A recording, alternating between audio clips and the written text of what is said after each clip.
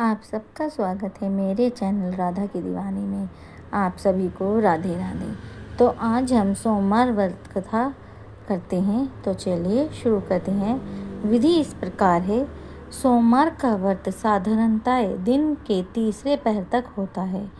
व्रत में फलाहार या प्राण का कोई खास नियम नहीं है, किंतु यह अवश्य है कि दिन रात में केवल एक समय भोजन करना चाहिए। सोमवार के व्रत में शिवजी जी का पार्वती का पूजन करना चाहिए। सोमवार के व्रत 3 प्रकार के होते हैं। साधारण, प्रति सोमवार, सौभाग्य प्रदोष का और 16 सोमवार का। विधि तीनों में एक जैसी है। शिव पूजन के पश्चात कथा सुननी चाहिए। प्रदोष व्रत, 16 सोमवार, प्रति सोमवार। कथा तीनों की अलग अलग है, जो आगे लिखी गई है। कथा इस प्रकार है। एक बहुत धनवान साहूकार था, जिसके घर धन आदि किसी प्रकार की कमी नहीं थी, परंतु उसको एक दुख था कि उसको कोई पुत्र नहीं था। वह इसी चिंता में रात दिन रहता था। वह पुत्र की कामना के लिए प्रति सोमवार को शिवजी जी का व्रत पूजन किया करता था। सायंकाल को शिवजी जी के मंदिर में जाकर शिवजी जी के श्री विग्रह के सामने दीपक जलाया करता था। उसके इस प्रतिभाव को देखकर एक समय श्री पार्वती जी ने शिवजी महाराज से कहा कि महाराज, यह साहूकार आपका अनन्य भक्त है और सदैव आपका व्रत और पूजन बड़ी ही श्रद्धा के साथ करता है। इसकी मनोकामना पूर्ण करनी चाहिए। शिवजी जी ने कहा, हे पार्वती, यह संसार कर्म क्षेत्र है। जैसे किसान खेत में जैसा बीज बोता है वैसा ही फल काटता है, उसी तरह इस संसार में प्राणी जैसा कर्म करते हैं वो वैसा ही फल भोगते हैं।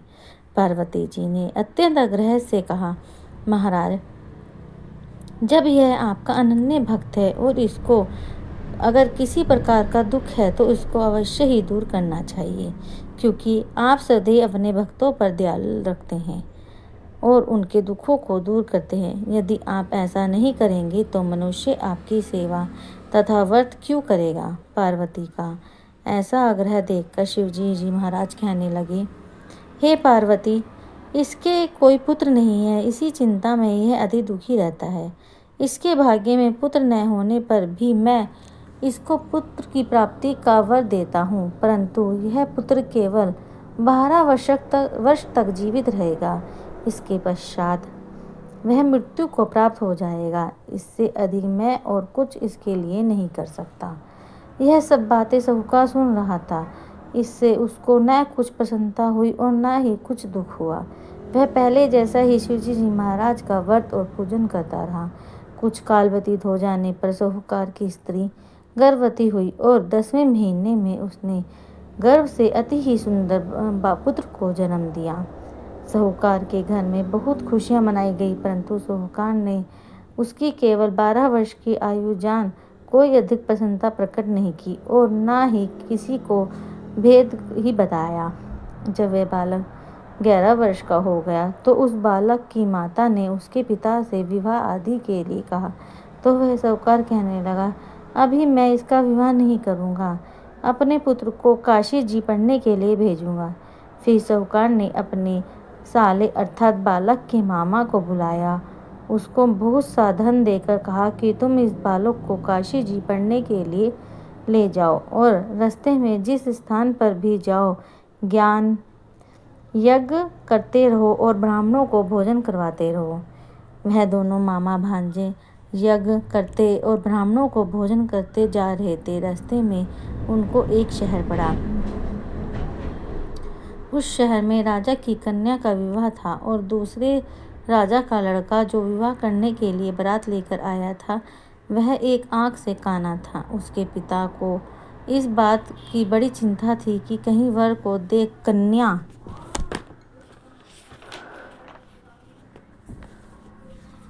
के माता पिता विवाह में किसी प्रकार की अड़चन पैदा ना कर दें।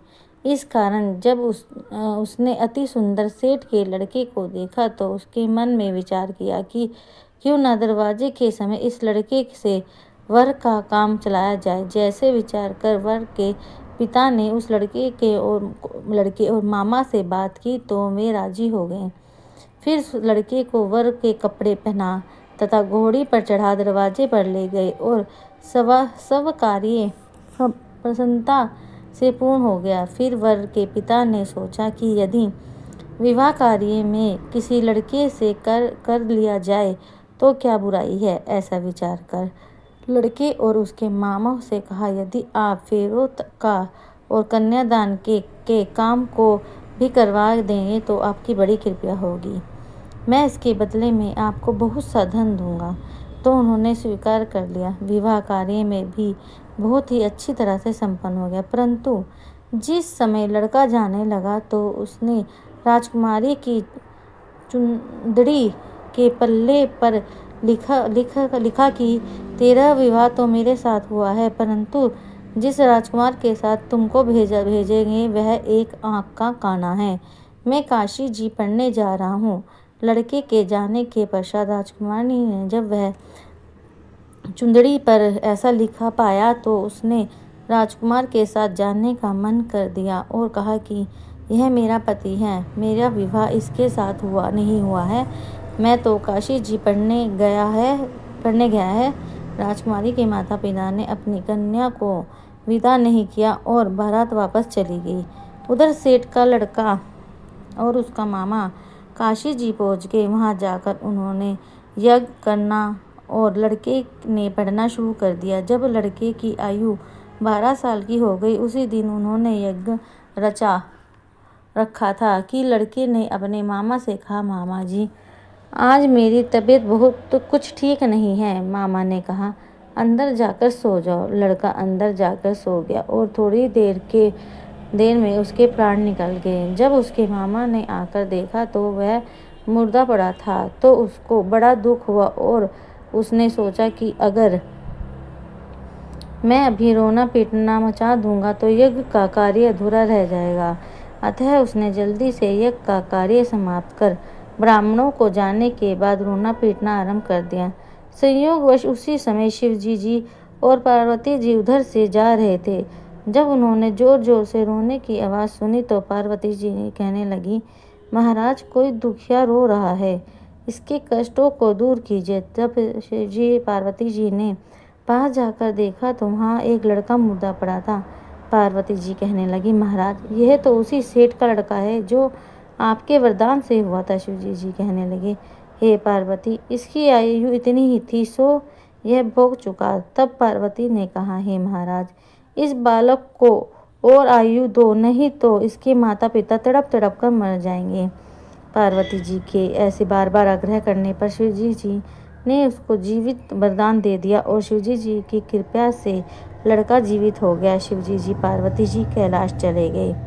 वह लड़का और मामा उसी प्रकार यज्ञ करते तथा ब्राह्मणों को भोजन कराते अपने घर की ओर चल पड़े।